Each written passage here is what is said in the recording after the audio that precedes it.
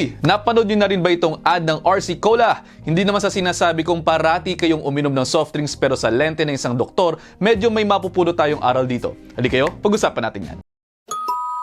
Tulong! Anong nangyari sa kanya? Bigla na lang siyang hinimatay.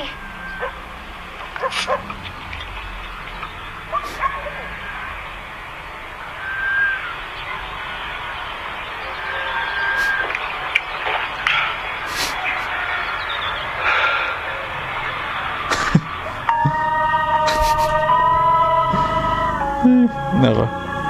O yun, kita nyo yan, sa init ng panahon, mukhang nahimatay nga talaga yung tao. Siguro, pwede nating i-assume na diabetiko siya. So, pwedeng nag-hypoglycemia o bumagsak ang kanyang asukal at yung soft drinks nakatulong para siya ay ma-revive.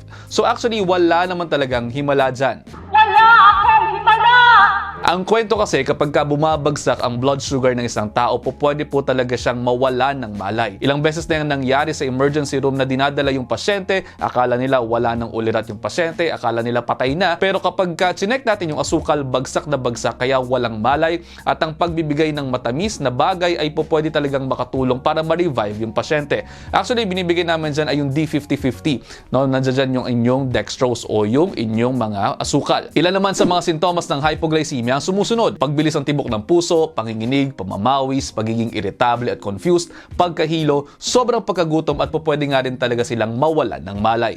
Ilan naman sa mga rason kung bakit nangyayari ito ay ang mga sumusunod. Kung ang pasyente ay sobrang nagiging active na nauubos ang kanyang stores ng asukal, sobrang pag-take ng insulin, pag-inom ng alcohol, kulang ang pagkain ng carbohydrates at pati na rin sobrang init ng panahon tulad ng nakita natin sa eksenang ito. Kaya kapag kayo ay diabetiko, ang ating tip, kinakailangan mag-follow up kayo sa inyong mga doktor at mga dietitian.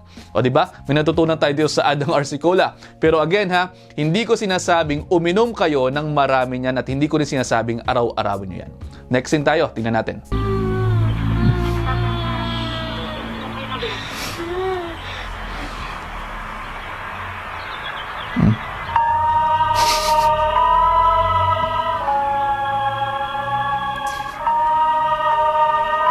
Oh, alam niyo naman na siguro yan, hindi po yan himala.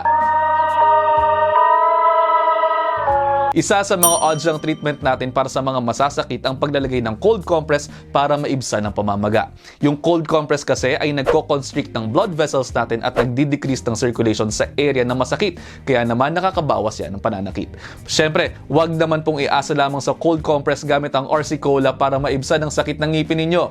Kung may sira dyan, kinakailangan bunutin. Ipapabunot po natin yan. Kung may impeksyon, mainam na mabigyan kayo ng tamang antibiotiko para hindi lumala ang nararamdaman ninyo.